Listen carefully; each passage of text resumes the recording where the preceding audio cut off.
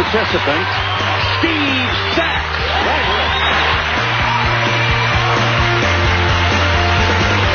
The manager or something? Sax.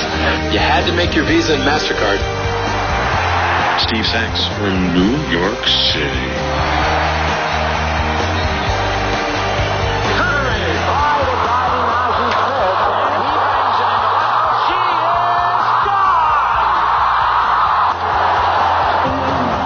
Behind their neck to keep them down because they are such a tough play. This is the time. Credit to our character, really. It's just a great feeling. Proud of that man.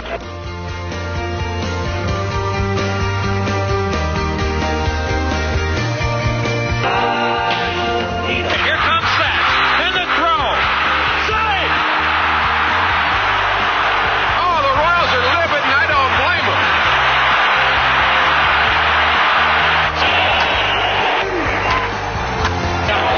Man. And Sax will score. When I was playing, I never even saw anybody do anything with steroids. I think, as it is for most players, you know, after the first or second inning is over, it's just like a normal game. Hi, I'm Steve Sax, and I played Major League Baseball for some 15 years. I speak on leadership, personal development, and team building, and also how to utilize your passion and desires. All are highly motivational, which leads to action steps and more productivity in the workplace.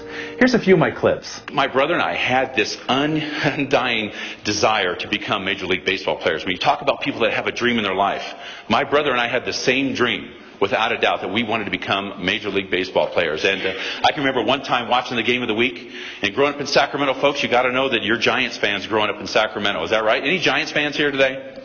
We got a few. Is there any Dodger fans here today? No. Got a few. Actually, like being a Dodger fan up here is like being a Republican in San Francisco. It just doesn't work. But my brother and I had these dreams, and we were watching the game of the week, and I remember watching the game of the week with my dad there, Giant-Dodger rivalry. I mean, this was just great. You know, I remember it was 1968. I can remember the year. And I'm watching the game, and I told my dad, I said, you know what? Dad, if the Dodgers ever took me on to play for them, if I ever got drafted by the Dodgers, I wouldn't play for the Dodgers for $1 million. That was Stephen Sax, circa 1968, right? And then 10 years later, when I graduated from high school and they drafted me, it took $985,000 less for me to sign with the Los Angeles Dodgers. I've had a job since I was 10 years old as a paper boy. Then I was a bus boy, and you know, when a scout comes to your house and he says, "I'll give you $15,000 to sign with the Dodgers," and I'm a bus boy that night, ready to go wash dishes, it's give me the pen, my brother, before you change your mind. There was no scouts, there was no hoopla, there was no papers, there was no movie cameras there or whatever. It was give me the pen before you change your mind, and I'm inking this thing. Well, thank you very much, ladies and gentlemen, for having me here today. I'm very proud to be here on behalf of Coca-Cola and really talking about what I think is important in building a championship organization. I was fortunate in my baseball career as a member of the Dodgers to bookend my career with that organization with 2 World Series championship teams. And really, the focus on what it is to build that championship organization was obviously teamwork, perseverance, and what I think is the most important is a great attitude. It got to the point where baseball was actually fun again. Because I think what you got to think about is what's your why. What was your why, and why do you want to do something? Well, let me tell you this. If your why in your business is big enough, your how-to doesn't matter. And that's just what I thought about. My why was bigger than this building, and I was not going to let it kill me. So the how-to was inconsequential.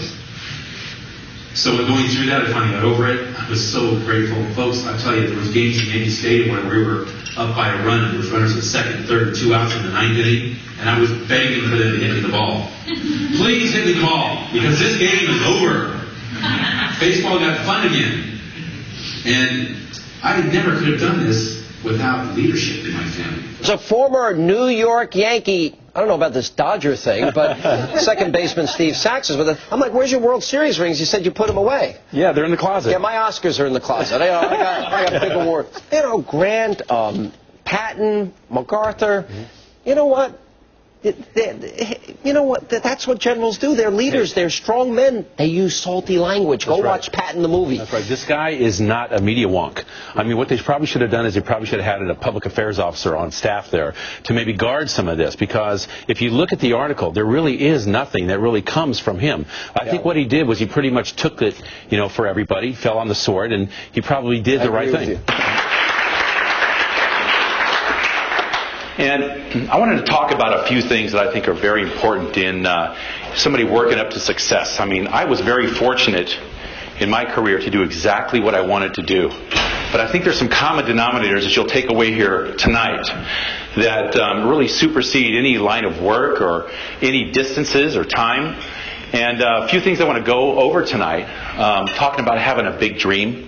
I mean, I certainly did that, and I think leadership kind of go hand in hand with one another.